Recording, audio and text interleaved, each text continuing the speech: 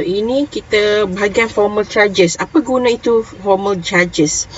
Okey, untuk formal charges dia macam involve dengan macam contoh kita ada several punya possible list structure. Kita nak pilih yang mana satu yang paling bagus untuk digunakan sebagai kita punya list structure. Okey, so yang kita akan adjust kat sini adalah dia punya atoms dia, bukan elektron. Dia just macam kita adjust dia punya position dia lah. Okay, so the formal charges are used to evaluate non-equivalent Lewis structure. Okay, so kita akan try to achieve formal charges dia as close to zero as possible. Maksudnya kita semakin dekat dengan kosong, zero charge tu lagi bagus kalau compared to negative atau positif lah. So kalau dia kata any negative formal charges are expected to reside on the most electronegative. Kalau kita dapat negatif ni selalunya dekat bahagian atoms yang dia lebih elektronegatif. Macam kita tengok kalau dalam periodic table dia semakin ke kanan semakin elektronegatif. Okey, contoh kita ada dua formaldehyde punya structure, Lewis structure. Sama ada kita nak pilih yang kiri ke atau kanan. So kita akan tengok dia punya step by step ni lah. Okey, to determine the correct structure, the charge on each atom in a various Lewis structure must be estimated, and the charges are used to select the most appropriate structure. So kalau kita tengok kat sini kita ada macam COH kan, ini kita ada H2 kat sini dan kita ada kat belah kanan ni O. So kita akan kira perbezaan di antara valence elektron untuk satu atoms tu, and then dengan dia punya yang bonding dengan tak yang unbonding lah. Okay, so apa yang kita kena buat, kita kena tahu ini selalunya kita akan check dekat sini tau, dekat sini maksudnya bahagian yang ada tengah-tengah ni. Okay, yang bahagian C ni dengan bahagian C yang ni lah. Alright, jadi kita tunjuk satu-satu. Okay, so first thing kita akan check apa? Kita kena tahu valence electron untuk free neutral atom. Okay, which has zero net charge because of the number electron equal to the number of proton. Contoh macam kita ada C. C berapa dia punya valence electron? Macam C ada 4 valence electron valence. Okay, dengan O kita ada 6 electron valence. Itu maksud dia. Maksudnya kita kena tahu yang neutral dulu. Okay, kita kena tahu yang mana satu yang tadi kita dah kena tahu apa dia. Okay, first kali kita kena tahu valence electron untuk free electron. Untuk free neutral atom, contoh macam kita nak tengok C dengan C ni berapa. So C ada 4 elektron valence, O ada berapa? 6 elektron valence. Itu maksud dia lah. So yang tahu tu kena tahu, and then kita kena tahu the number of valence electron belonging to the atom in a molecule. Maksudnya yang ni kita tengok yang manakah yang dia punya yang tidak digunakan oleh dia punya maksudnya yang itu yang kita panggil elektron lone pair yang tidak digunakan dalam tu lah, yang tidak digunakan dalam sistem tu. Nanti kita tengok dia punya equation dia berapa. So kalau dia sama, so kita consider semua tu sama lah. Okay, so tengok dia punya equation dia. Okay, formal charge ni kita akan tengok daripada segi apa. Kita akan tengok the total valence electron in a free atom tu. Untuk contoh macam di C tadi, carbon tadi. And then kita akan tengok total of non-bonding electron dekat structure yang ada yang itu, yang maksudnya salah satu tu A dengan B contoh. And then kita akan minus juga dengan total bonding each electron, apa kita panggil single bond ke ataupun double bond.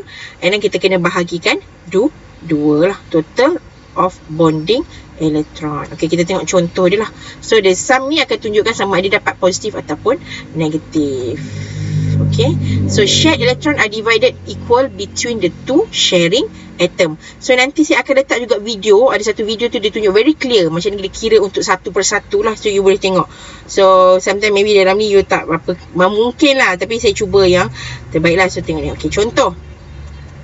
Okay, sekarang kita buat macam mana? Okay, kita tengok Alright, kita tengok yang C ni dulu. Okay, C ada berapa elektron valence dia? 4.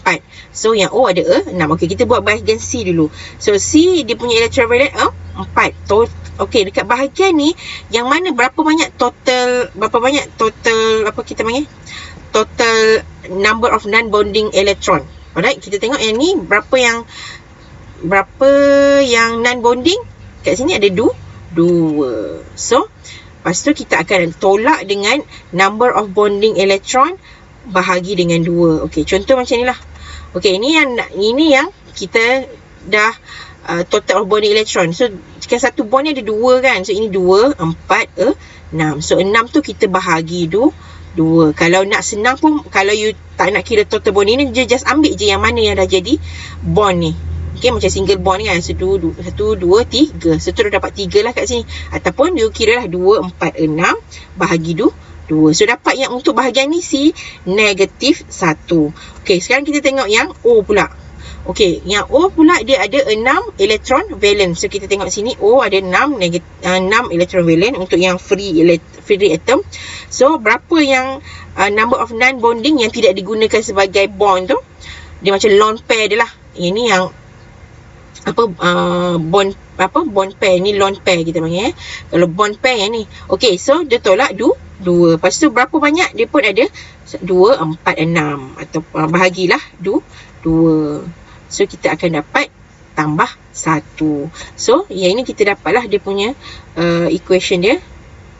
Ni. Okay, so maksudnya total yang kita dapat adalah yang ini, macam ni. Okay. Okay, so sekarang kita tengok sini pula. Alright. So, kita tengok sama juga dia punya nilai dia sama. Cuma kita nak tengok susunan dia tu macam mana dapat formal charges untuk setiap atom carbon ni. Okay, kita tengok carbon ni sama juga tadi dia ada 4. So, kita akan tolak dengan yang non-bonding dia tak kat sini. Tak ada kan? So, kosong sebab dia tak ada. Semua dah cukup jadi pair kat situ. Okay. So, dia kosong je dekat situ. So, kita akan tolak dengan yang total number of bonding electron. So, total bonding electron dah dapat 2, 4, 6 dah 8. So, 8 bahagi 2. So, dapatlah kosong.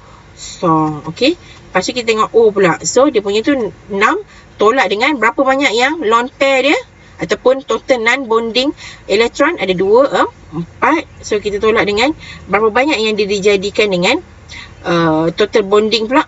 Bonding ada 2, 4. So, 4 bahagi 2. So, 2 lah. So, 6 tolak 4 tolak 2 kosong. So, warna satu yang kita prefer untuk jadikan sebagai kita punya Lewis structure. So, of course lah yang ini sebab dia punya maksudnya dia punya formal charge untuk ini adalah kosong. Dia kata for a neutral molecules a Lewis structure in which there is no formal charges. Maksudnya dia tak ada charges dekat antara atom-atom yang ada dalam tu. Maksudnya semua kosong-kosong tu lebih preferable kalau dia ada formal charges untuk setiap carbon, untuk setiap atom yang ada dalam tu. So maksudnya memang kita nampak tadi negatif positif dia macam macam cancel out, tapi sebenarnya tak sebenarnya tu. Maksudnya dia ada charge kat situ. Benda tu tak elok untuk kita punya Lewis structure. Okay. So dia kata a large formal charges are less possible. Maksudnya tak prefer lah compared to yang ada small charges. Macam contoh yang tu ada positif 2 dengan negatif 2. Yang negatif 1 negatif 1 dengan positif 1. So of course lah kita akan ambil yang negatif 1 dengan positif 1. So selalunya yang bahagian yang kita panggil negatif formal charges tu selalu dekat bahagian yang elektronegatif. Contoh macam kalau kita ada karbon tadi, karbon kan tadi kita dapat positif, yang oksigen dapat selalunya yang kita boleh terima yang dekat bahagian elektronegatif karbon yang sesuai untuk dapat negatif lah, sebab dia O lagi negatif sepatutnya lah. So macam ni. So kita tengok karbon kan negatif, yang ni positif. So selalunya kalau kita kalau dia nak dekat sini negatif, kalau kat sini negatif, okey. Kalau kat sini negatif tak sesuai lah, sebab dia sepatutnya negatif. Formal charge are placed on the more electronegative atom. Itu maksud dia lah. Okay. Okay. Boleh faham yang tu. Okay.